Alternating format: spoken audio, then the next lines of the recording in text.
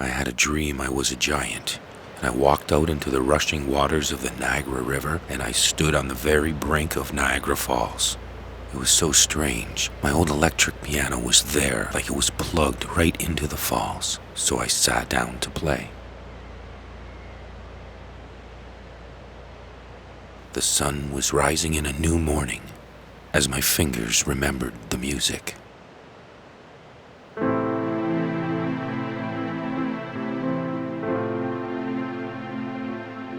I used to be a singer and a musician before a tragedy changed my life and took away my desire to perform music. Now my hands felt stiff, and yet they seemed to have a memory of their own, taking me back through the years to a time when I lived a much different life. And I remembered a distant melody and a song from long ago, when I was a younger man, with a fire in my eyes and a passion in my soul. I remembered when I was a singer in a touring rock band, and how I once had an aspiring career, and I was happy.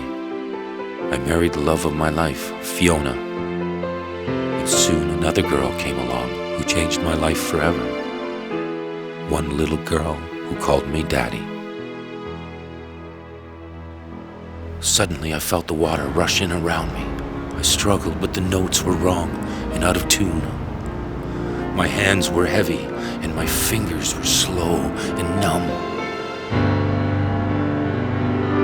And then, just when I thought I could pull it together, I looked up and they were there, in the falls. All of them, watching, waiting for me to make a mistake. I tried to focus, but all was lost when she appeared.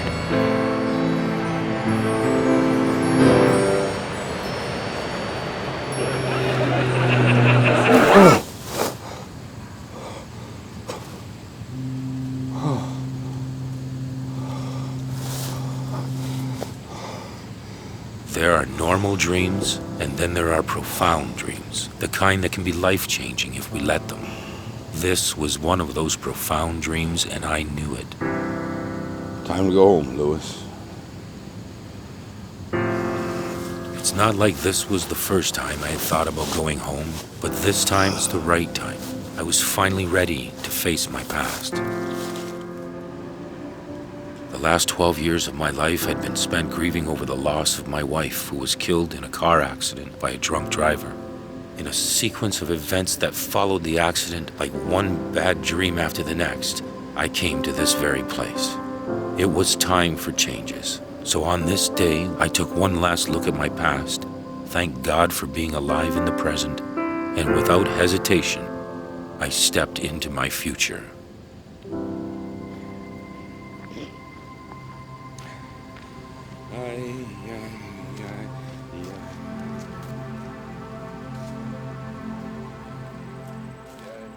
Now, a good thing was I'd be returning to my hometown a wealthy man. In my absence, while I was working up north planting trees on a government work program, one of my songs had become a big hit in Japan. The royalties had been accumulating for years as I didn't have a need to spend much. For me, the days of escaping reality by getting drunk by noon and sleeping it off in the woods were over. I called my boss, quit my job, made my travel arrangements, and then I made one more call to my sister-in-law Maureen, who was raising my daughter for me for the last 10 years. And I told her I was coming back to Port Niagara. With everything in place, for the first time in years, I couldn't wait to get home. But little did I know what I was going home to.